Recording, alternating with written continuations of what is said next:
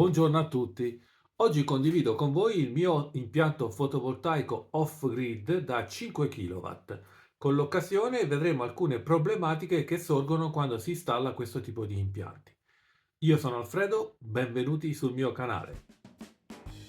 Un impianto fotovoltaico ad isola, ossia off-grid, utilizza l'energia solare per fornire alimentazione ai nostri carichi. Tuttavia, il mio impianto è comunque collegato alla rete Enel che interviene con il bypass dell'inverter nelle giornate nuvolose. Questo impianto non garantisce l'indipendenza energetica perché basta una settimana di nuvolo e non avremo alcuna produzione fotovoltaica. Pur installando molti kilowatt di pannelli sul nostro tetto, la produzione annua di un impianto fotovoltaico varia enormemente durante l'anno. Sul sito PVGIS della Comunità Europea è possibile stimare il rendimento di un impianto autonomo.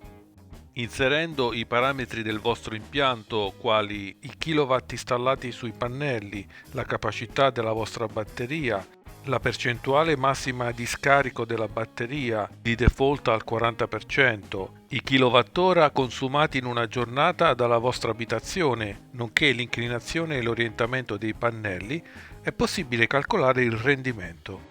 Un grafico vi mostrerà l'energia prodotta e quella che è andata dispersa. Mentre nel periodo estivo abbiamo una sovrapproduzione di energia, nel periodo invernale gennaio e dicembre abbiamo un netto calo della produzione. Per sfruttare al massimo la scarsa energia invernale, oltre ad una buona dotazione di pannelli, occorre anche una batteria di capacità adeguata.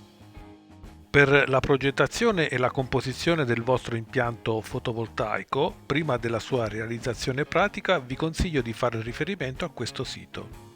La scelta inerente ai kilowatt da installare sul tetto in termini di pannelli fotovoltaici è dettata da due elementi. Il primo è la potenza istantanea che si intende sfruttare nel nostro impianto domestico e il secondo sono i kilowattora giornalieri necessari alla nostra abitazione. La potenza istantanea massima in genere è vincolata dal nostro impianto elettrico progettato per i 3,3 kW, mentre il consumo giornaliero in kilowattora del nostro impianto possiamo desumerlo oltre che dal contatore Enel anche dalla nostra bolletta energetica. Prendiamo una bolletta bimestrale invernale e dividiamo l'ammontare dei kilowattora per i 60 giorni del bimestre. Nel mio caso questi 10 kWh ottenuti saranno la base per il calcolo della potenza solare da installare. Ipotizzando 2 ore di insolazione massime nel periodo invernale, basterà dividere per 2 il consumo giornaliero in kWh per ottenere la potenza minima solare da installare.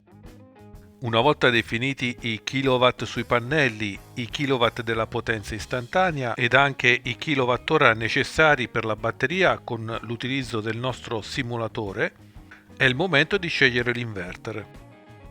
Questa scelta dipende essenzialmente dalla potenza istantanea che vogliamo fornire al nostro impianto e dalla tensione della batteria che intendiamo utilizzare.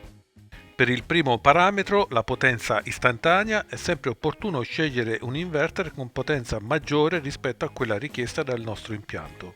Questo ci consente di avere margini di manovra per gestire carichi più pesanti, ci permette di programmare eventuali futuri ampliamenti ed evita lo stress dell'inverter che tende a sovrarriscaldarsi.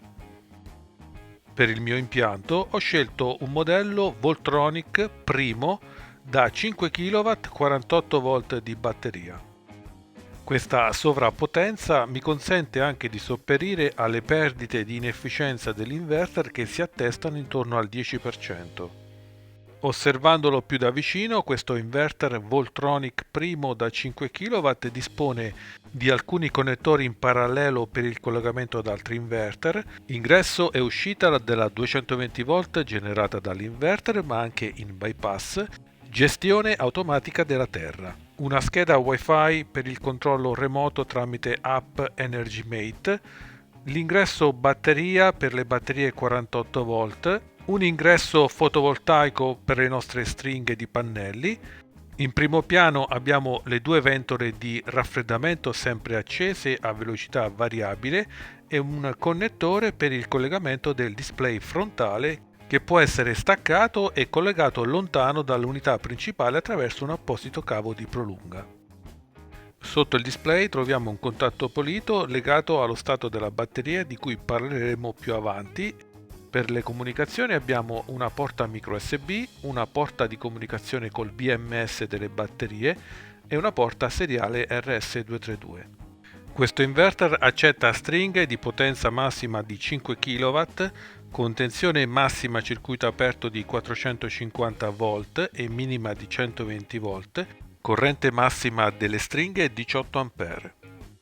Prima di addentrarci nello schema di collegamento per questo inverter, due parole sul collegamento a terra di tutti gli inverter fotovoltaici.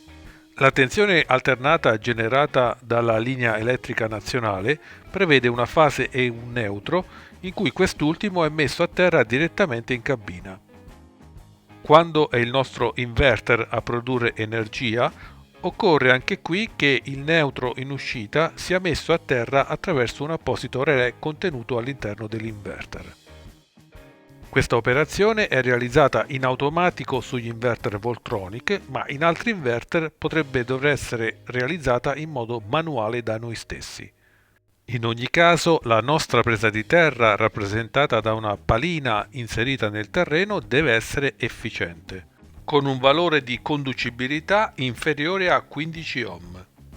In caso contrario, accade che sull'uscita del neutro del nostro inverter troveremo una corrente alternata di un certo valore rispetto alla terra che potrebbe, oltre a darci la scossa, anche interferire con il funzionamento di apparecchiature particolari quali caldaie e condizionatori. Per verificare con maggiore efficacia la conducibilità della nostra presa di terra esistono apposite strumentazioni. Fatte queste dovute precisazioni sull'importanza della presa di terra, prima di passare al dettaglio dello schema del mio impianto fotovoltaico, vi ricordo che ho realizzato in precedenza 2 video sull'installazione di pannelli fotovoltaici, di cui vi metterò il link in alto a destra. Inoltre ho realizzato anche un altro video sul collegamento delle stringhe al quadro di campo. Sul collegamento delle stringhe possiamo dire che possono essere collegate in parallelo anche stringhe aventi esposizione diversa, purché abbiano grosso modo la stessa tensione.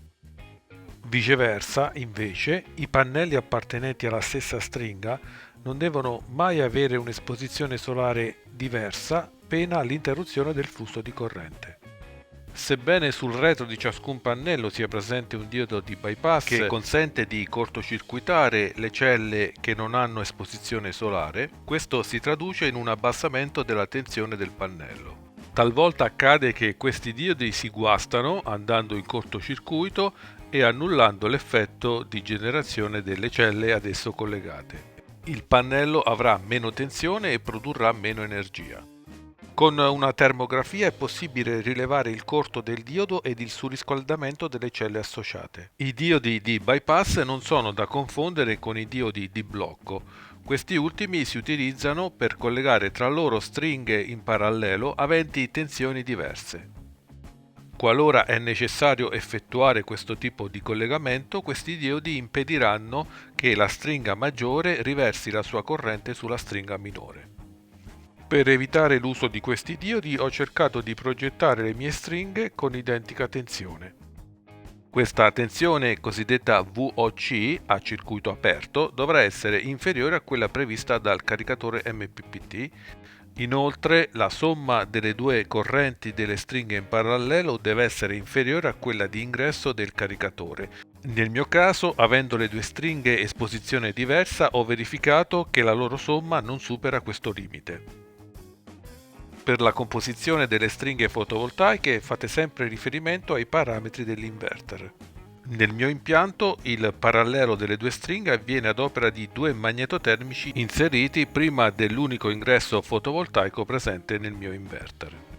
Per quanto riguarda le batterie, che siano al piombo o LiFePO4 come nel mio caso, vanno scelte in base alle caratteristiche richieste dall'inverter. Attualmente ho installato una capacità di 7,5 kWh pari a 150 Ah a 51 V, tensione di ricarica 58,4 V, corrente massima di ricarica pari a 80 A, ossia di poco superiore al valore 0,5 volte la capacità, così come previsto da molti produttori di batterie. Inutile dire che maggiore sarà la capacità delle vostre batterie, maggiore la possibilità di sfruttare l'energia lungo tutto l'arco della giornata, soprattutto nel periodo invernale gennaio e dicembre. Tutte le batterie in parallelo sono sezionate sul positivo tramite un magnetotermico da 125 A. Sul collegamento di queste batterie LiFePO 4 e sui relativi parametri da settare all'interno dell'inverter ho realizzato apposito video di cui vi metterò il link in alto a destra. Il costo di queste batterie si attesta intorno ai 500 euro ogni 2,5 kWh. I modelli dotati di sistema di comunicazione con il BMS consentono una più accurata verifica della capacità residua, ma sono anche più costose. Per ovviare alla mancanza di comunicazione tra inverter e le mie batterie ho installato un piccolo wattmetro in modo da misurare l'energia accumulata. Link al video in alto a destra. Una volta chiariti gli aspetti legati alle batterie e ai pannelli fotovoltaici, vediamo come funziona in dettaglio il mio impianto fotovoltaico. In primo piano ho installato un ATS all'uscita di questo inverter verso il mio impianto di casa, in modo da poter effettuare la manutenzione di questo inverter. Non solo, ma in alcuni casi particolari, nelle giornate più nuvolose, spesso si rende necessario spegnere questo inverter e di conseguenza interverrà l'ATS. Questo permetterà all'inverter di ricaricare meglio le batterie senza dispersione di energia. Vediamo in dettaglio il funzionamento dello schema dei collegamenti da me realizzato. La corrente alternata fornita dalla rete Enel entra sia all'interno dell'ATS che all'interno dell'inverter. Tuttavia, l'ingresso nell'inverter è comandato da un teleruttore. L'uscita del teleruttore si collega all'inverter tramite un magnetotermico, ma l'attivazione del teleruttore avviene ad opera di questo mini SON-OFF switch. Il SON-OFF, collegato lateralmente al pannello comandi, consente in qualsiasi momento di far entrare la corrente alternata nell'inverter provocando il bypass dello stesso. In questo modo, all'occorrenza, possiamo forzare il bypass dell'inverter. Per ottenere questo risultato, nelle impostazioni dell'inverter ho scelto la priorità USB, cioè prima l'utility, cioè l'Enel, poi il solare e poi la batteria. In questo modo, attraverso il SON-OFF, possiamo programmare le fasi di accensione del bypass indipendentemente dalla gestione automatica dell'inverter, che inserisce il bypass automatico a seconda dei livelli della batteria. Osservando lo schema, notiamo anche che il teleruttore però è anche collegato ad un altro interruttore rappresentato da un contatto pulito all'interno dell'inverter. Lo stato di questo switch dipende dal livello delle batterie. Questo contatto risulterà chiuso quando il voltaggio della batteria è inferiore ad un certo limite. Cosiddetto back to grid voltage è impostabile all'interno delle opzioni dell'inverter, nel mio caso a 46 volt. Quando la tensione scenderà al di sotto dei 46 volt, questo contatto si chiuderà, interverrà il teleruttore che fornirà la corrente alternata in ingresso provocando il bypass automatico. Il ritorno al solare avverrà quando la tensione della batteria avrà superato un valore di soglia impostato nel parametro Back to Discharge Voltage, nel mio caso a 51 volt. Ho stabilito un intervallo di distanza di 5 volte tra questi due parametri per avere un po' di isteresi nell'attivazione di questo meccanismo ed evitare il ciclaggio dell'inverter. All'interno dell'app EnergyMate possiamo anche settare la tensione di cut-off della batteria, che stacca completamente la batteria, la tensione di ricarica delle batterie, la tensione di ricarica flottante e la massima corrente di ricarica. Quest'ultimo parametro, anche in presenza di insolazione, vincola la potenza massima del caricatore e anche i tempi di ricarica della batteria. Per il monitoraggio remoto di questa potenza, oltre all'app EnergyMate, ho previsto anche un ingegnoso sistema basato su una IP camera che inquadra il mio wattmetro. In tal modo, con l'utilizzo di un tablet, posso in qualsiasi momento verificare i kilowattora in batteria e decidere l'attivazione dei vari carichi degli elettrodomestici. A questo punto parliamo della manutenzione ordinaria necessaria sul mio inverter, la pulizia dei filtri annuale. I filtri di ingresso dell'aria si intasano molto facilmente di polvere. Per la pulizia basterà svitare la vite sovrastante e liberare la maschera che blocca questa spugnetta di filtraggio, evidentemente molto sporca. Una volta pulita a secco con semplicemente uno strofinaccio oppure uno spazzolino, potremmo andare a rimontarla nella sua sede. È importante la pulizia di questi filtri per evitare il surriscaldamento e la rottura dell'inverter. Un'operazione che va ripetuta almeno una volta l'anno, soprattutto se l'ambiente è molto polveroso. Laddove possibile sarebbe anche opportuno effettuare una pulizia delle ventole semplicemente con un cotton fioc in spugna inumidito, andando a passare su ciascuna di queste pale. Per concludere gli aspetti pratici, vi indico anche la corretta sequenza di spegnimento e di riaccensione di tutto il sistema. Dopo aver spento l'inverter con l'apposito pulsante, andiamo a spegnere nell'ordine i magnetotermici dei pannelli, il magnetotermico della batteria e infine l'ingresso Enel. Naturalmente per la riaccensione seguirò la procedura inversa, ossia prima l'Enel, poi la batteria e poi le stringhe fotovoltaiche. Lasciamo che l'inverter effettui il suo countdown per l'avvio e poi potremo accenderlo. Questa procedura ci consente di evitare problemi e guasti all'inverter nella fase di accensione e spegnimento, un aspetto da non sottovalutare. L'energia immagazzinata all'interno dei condensatori infatti potrebbe non avere vie di fuga e scaricarsi completamente su altri elementi dell'inverter. Bene, in conclusione di questo video analizziamo alcuni aspetti economici legati alla gestione e alla produzione di energia di questo impianto. Se da un lato il consumo di kilowattora forniti dal gestore è diminuito del 61% grazie al mio impianto fotovoltaico, dall'altro l'importo totale delle bollette annuali per la corrente fornita dal gestore è diminuito soltanto del 52% a causa della presenza di costi fissi. Un dato che emerge ancor più in maniera evidente da questi istogrammi che rappresentano sia l'importo delle fatture prima e dopo il mio impianto fotovoltaico, sia i kilowattora erogati dal gestore prima e dopo l'impianto. Per una corretta valutazione economica di questo investimento facciamo alcuni conti, a cominciare dalle spese d'impianto.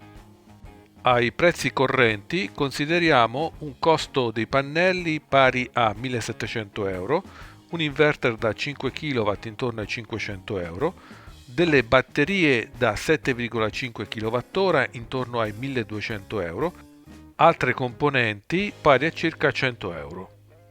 Il costo totale del mio impianto risulta essere pari a 3.500 euro, naturalmente senza considerare la mia manodopera. Alla luce di questo costo iniziale e considerati i risparmi annuali in bolletta calcolabili nell'ammontare di circa 750 euro, possiamo dedurre che l'ammortamento di questo impianto potrà avvenire esclusivamente nell'arco di almeno 5 anni, trascorsi i quali l'impianto comincerà a dare i suoi frutti. A questo punto sta a voi stabilire la convenienza per il vostro impianto fotovoltaico. Naturalmente la mia configurazione di impianto non è universale, ma dipende essenzialmente dal tipo di inverter installato. Personalmente mi ritengo più che soddisfatto dal mio impianto fotovoltaico che, oltre a produrre energia pulita, mi ha permesso di approfondire questa materia. Sono certo che nei prossimi anni darà i suoi buoni frutti. Bene amici, anche per oggi è tutto. Se il video vi è piaciuto, mi raccomando, mettete like e iscrivetevi al canale. Se avete delle domande potete inserirle nei commenti qui sotto oppure scrivermi all'indirizzo mail che trovate in descrizione. Io vi ringrazio per la visione e vi do appuntamento alla prossima volta.